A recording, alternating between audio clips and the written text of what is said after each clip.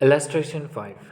Messrs. Shahani Enterprises acquired a printing machine for rupees 40,000 on July 1st, 2014. That means Mr. Shahani Enterprise ने एक printing machine खरीदा 40,000 rupees से 1 जुलाई 2014 में and spend 5,000 on it's transport and installation.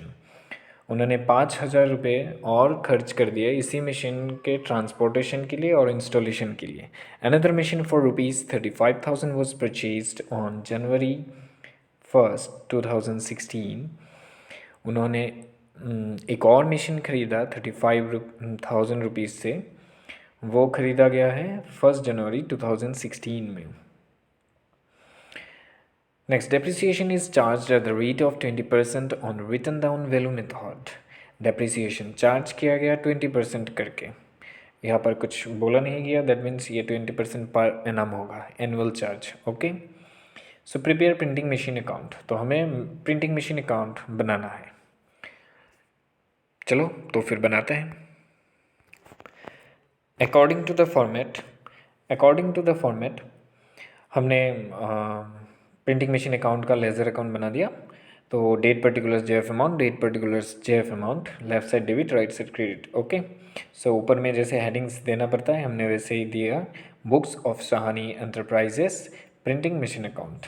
Okay, so next पहले हमें purchase की entry देने पड़ेंगे। वो परचेज़ किया गया था 1 जुलाई 2014 में, तो हमने लेफ़्ट साइड में पर 1 जुलाई 2014 का डेट दिया और बैंक अकाउंट में मेंशन कर दिया 40,000 जो कि परचेज़ अमाउंट था। और नेक्स्ट बैंक अकाउंट में जो अमाउंट है 5,000 वो ट्रांसपोर्ट एंड इंस्टॉलेशन के लिए खर्च किया गया था। तो दोनों को मिला के टोटल 45,000 उस प्रिंटिंग मशीन का कॉस्ट प्राइस हुआ। नेक्स्ट हमें डेप्रिसिएशन चार्ज करना है, तो उसी साल के एंड में हम डेप्रिसिएशन चार्ज करेंगे। सो दैट यहाँ डेट प्रोवाइड किया गया है 31 मार्च 2015, you can see at the right side. So depreciation 6750, यहाँ पर 6750 लिखा गया है। अब ये अमाउंट कैसे हमने कैलकुलेशन किया, चलो ये देखते हैं। Here you can see the working notes. Original cost machine purchased on July 1st 2014 45,000, और ये ओरिजिनल कॉस्ट 45,000 है और इससे हमें लेस करना है depreciation. So depreciation till March 31, 2015 for 9 months eight the rate 20%। 9 months क्यों लिखा गया है, क्योंकि 1 जुलाई को इसे ख़रीदा गया था और हम कैलकुलेशन कर रहे हैं March 31, 2015। सो July 1st 2014 से लेके March 31, 2015 तक 9 महीने होते हैं। ठीक है, पूरा साल तो वो मशीन रहा नहीं, तो किस बात के 20% चार्ज करें हम, तो हम 9 महीने के लिए चार्ज करेंगे। अब कैसे इन लोगों ने 6750 निकाला वो हम देखते हैं। ठीक है, here you can see the calculation steps. 45,000 into 20% into 9/12। Okay, 45,000 into 20% वो तो हम नॉर्मली करने वाले थे एनुअल कैलकुलेशन के लिए। अभी ये पूरे साल तो रहा नहीं, सिर्फ 9 महीने का कैलकुलेशन करना है, तो बस एनुअल कैलकुलेशन का रूल अप्लाई करो और इनटू जितना महीना है वो लिखो और नीचे 12 लिख दो, क्योंकि टोटल मंथ्स तो 12 होते हैं। तो 9/12 कर दो, या क्योंकि हमें 9 महीने की ज़रूरत है तो इस हिसाब से हमें अमाउंट मिल जाते हैं 6750, जो कि हमारा डेप्रिसिएशन उसी साल का है। अब पता चल गया कैसे ये 6750 आया है। चलो नेक्स्ट स्टेप कंटिन्यू कर। तो हमें ये अमाउंट लेस करना था, तो 45,000 से हम अगर 6750 दैट मीन 6,750 लेस करते हैं तो हमें आंसर मिलते हैं 38,250। ओके, चलो अब फिर से हम अपने टेबल में चले जाते हैं। टेबल में तुम लोग देख ही सकते हो, डेप्रिसिएशन चार्ज किया गया 6,750 और लेफ़्ट साइड में पहले से ही हमारा 45,000 टोटल था, तो लेफ़्ट साइड का बैलेंस ज़्यादा है, तो इस अमाउंट से हम 6750 अगर लेस करते हैं तो हमें बैलेंसिंग फिगर मिल जाता है 38,250। वो हम बैलेंस सीडी अकाउंट में लिख देंगे।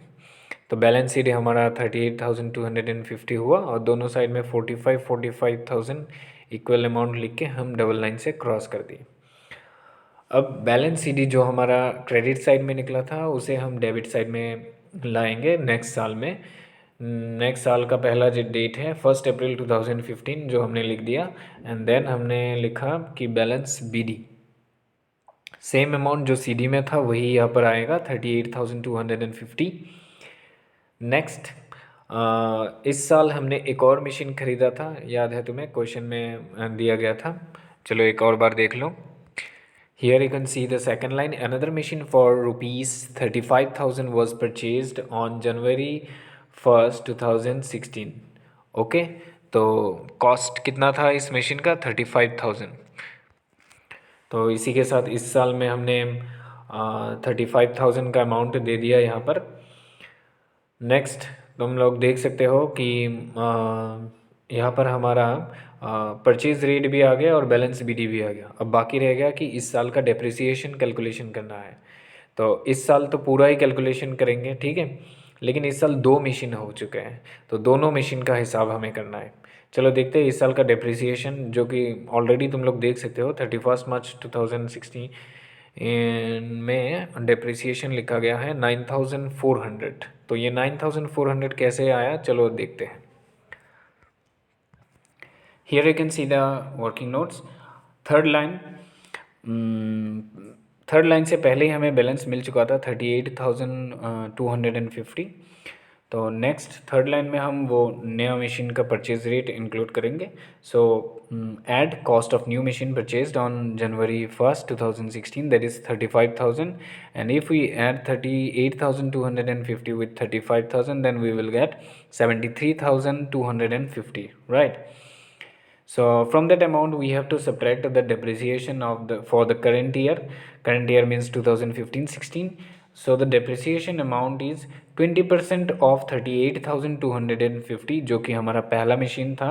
वो पहला मशीन 1 अप्रैल से लेके 31 मार्च 2016 पूरा साल रहा था, इसलिए हम पूरे साल का 20% बनता है तो पूरा 20% ही कैलकुलेशन करेंगे। लेकिन नेक्स्ट जो मशीन वो हमने 1 जनवरी 2016 को ख़रीदा था, तो 1 जनवरी 2016 से लेकर 31 मार्च 2016 3 महीने होते हैं, वो सिर्फ 3 महीने ही रहा था, तो 3 महीने के लिए ही हम कैलकुलेशन करेंगे 35,000 का। तो 35,000 का 3 महीने और 38,250 का पूरा साल, दोनों का अलग अलग कैलकुलेशन करके जो आंसर निकलता है उसे हमको ऐड कर देना है, तब जाके हमें 9,400 मिलेंगे।